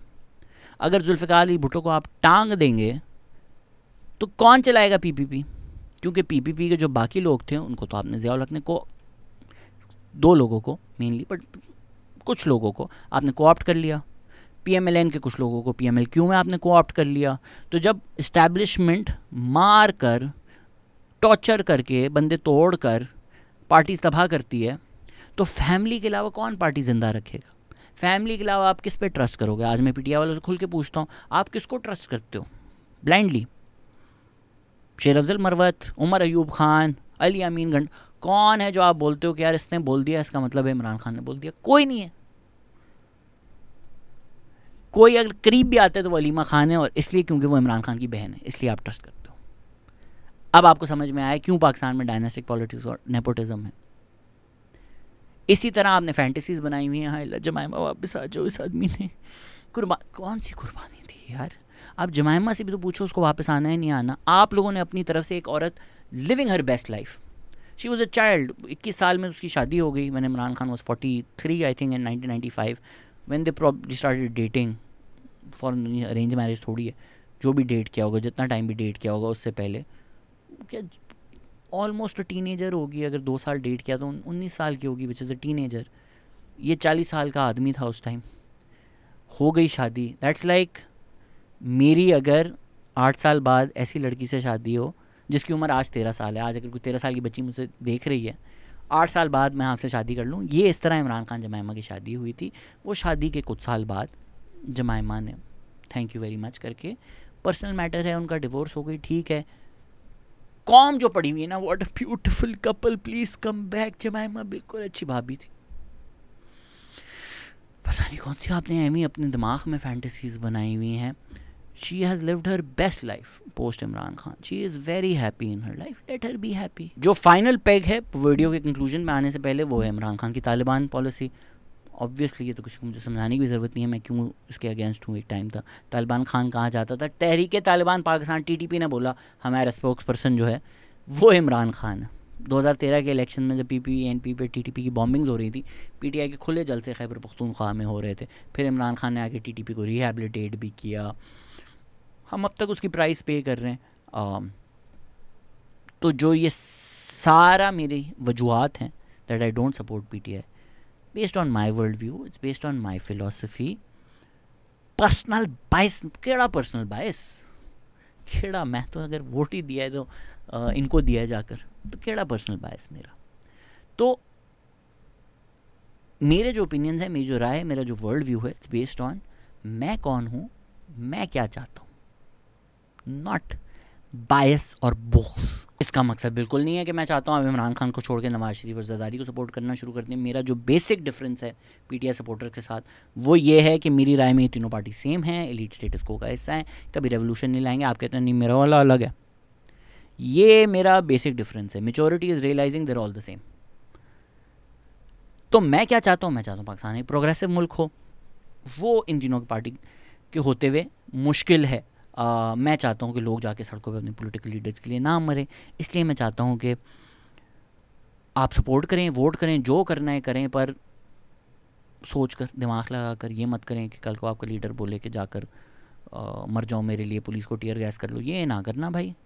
तो जिस आदमी ने आवाम की सोच को हाईजैक किया हुआ है, जिस आदमी ने वो जो पाकिस्तान स्टडीज़ का प्रोपेगेंडा है जिसका मैं वीडियोस बनाता वो इमरान खान है। मैं क्यों नवाज शरीफ ज़रदारी के ख़िलाफ़ वीडियो बनाऊँ, तो कि PPP PMLN में ना काबिलियत है ना सलाहियत है उस तरह आवाम की सोच को हाईजैक करने की। जो मेरी हिटलर की सीरीज़ है उसमें भी मैंने यही कहा कि भाई जो लोग हैं जिम जोन्स की तरह के, जो कह सकते हैं कि 400 लोग मर जाओ और वो मर जाएं, या 400 लोगों को कहे कि वो कूलेड पी लो और उसमें जहर हो, वो इमरान खान है।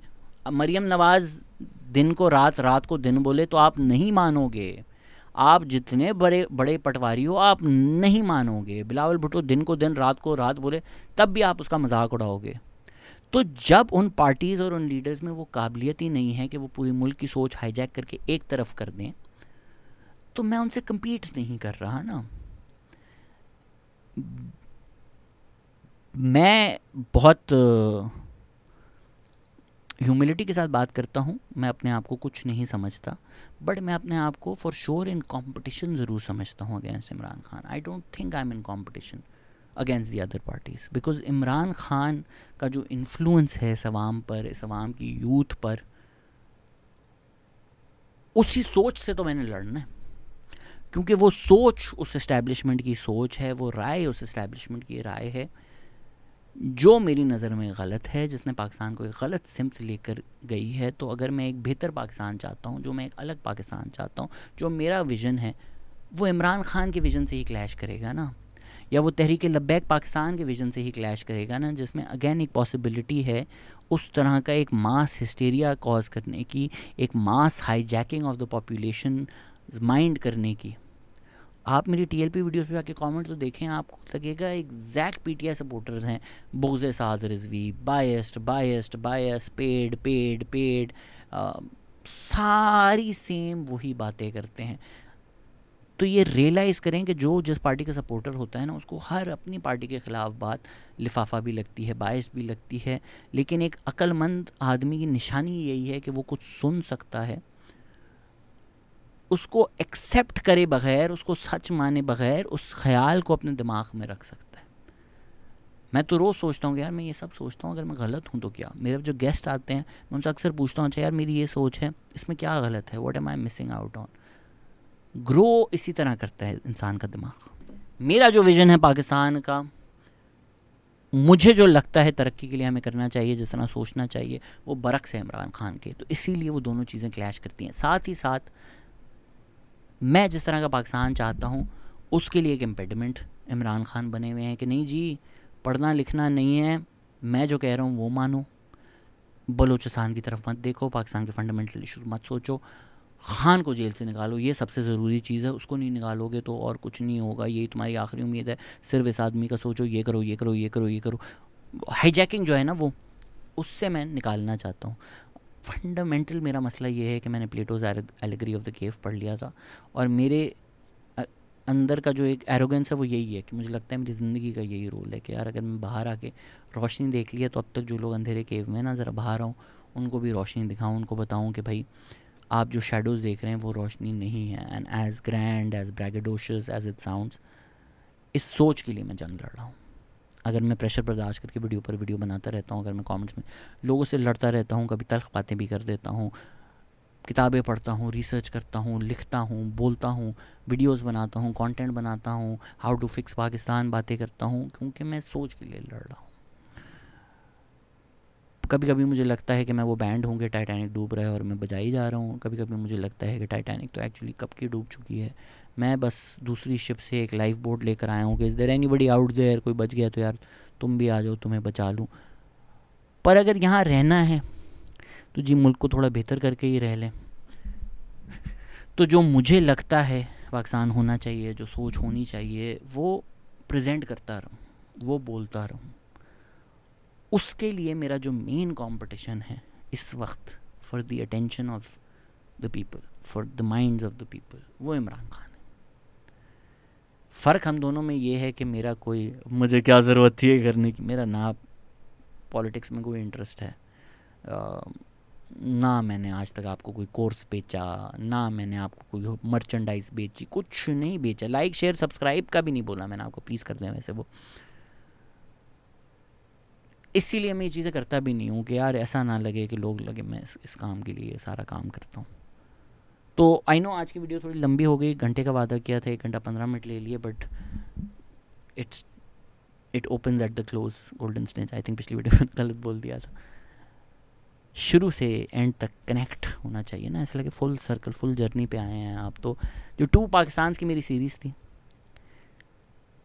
वो बहुत डिटेल में जाकर 6 पार्ट सीरीज़ आई थिंक, ये चीज़ें समझाती है, बताती है जो मेरी राय है, जो मेरा फंडामेंटल व्यू है पाकिस्तान का, कि 2 पाकिस्तान हैं।